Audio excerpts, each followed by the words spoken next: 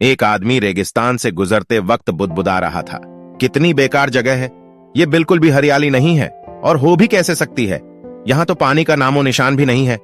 तपती रेत में वो जैसे जैसे आगे बढ़ रहा था, उसका गुस्सा भी बढ़ता जा रहा था।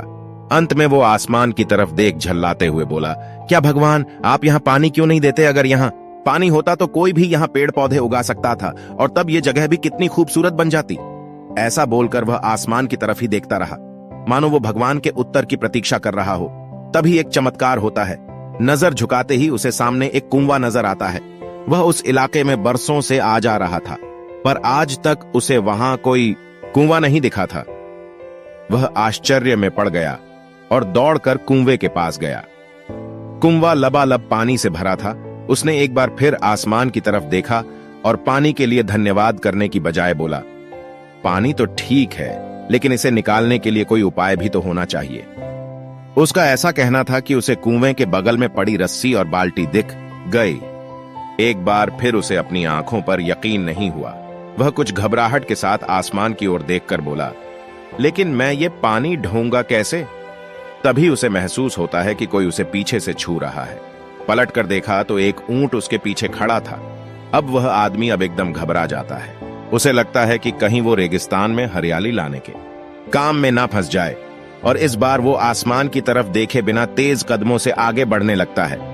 अभी उसने 2-4 कदम ही बढ़ाया था कि उड़ता हुआ पेपर का एक टुकड़ा उससे आकर चिपक जाता है। उस टुकड़े पर लिखा होता है, मैंने तुम्हें पानी दिया, बाल्टी और रस्सी दी, पानी ढोने का साधन भी दिया। अब तुम्हारे पास वो हर एक चीज है जो तुम्हें रेगिस्तान को हरा भरा बनाने के लिए चाहिए। अब सब कुछ तुम्हारे हाथ में है। आदमी एक क्षण के लिए ठहरा, पर अगले ही पल वह आगे बढ़ गया और रेगिस्तान कभी भी हरा भरा नहीं बन पाया।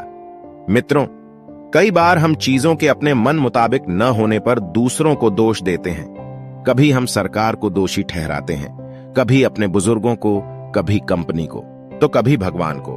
पर इस दोषारोपण के चक्कर में हम इस आवश्यक चीज को अनदेखा कर देते हैं कि एक इंसान होने के नाते हम में वो शक्ति है कि हम अपने सभी सपनों को खुद साकार कर सकते हैं। शुरुआत में भले लगे कि ऐसा कैसे संभव है, पर जिस तरह इस कहानी में उस इंसान को रेगिस्तान हरा भरा बनाने के सारे साधन मिल जाते हैं, उसी तरह हमें भी प्रयत्न करने पर अपना लक्ष्य प्राप्त करने के लिए जरूरी सारे उपाय मिल सकते हैं। पर समस्या ये है कि ज्यादातर लोग इन उपायों के होने पर भी उस आदमी की तरह बस शिकायतें करना जानते हैं, अपनी मेहनत से अपनी दुनिया बदलना नहीं। तो चलिए आज इस कहानी से सीख लेते हुए हम शिकायत करना छोड़ें और जिम्मेदारी लेकर अपनी दुनिया बदलना शुरू करें, क्योंकि सचमुच सब कुछ तुम्हारे हाथ में है।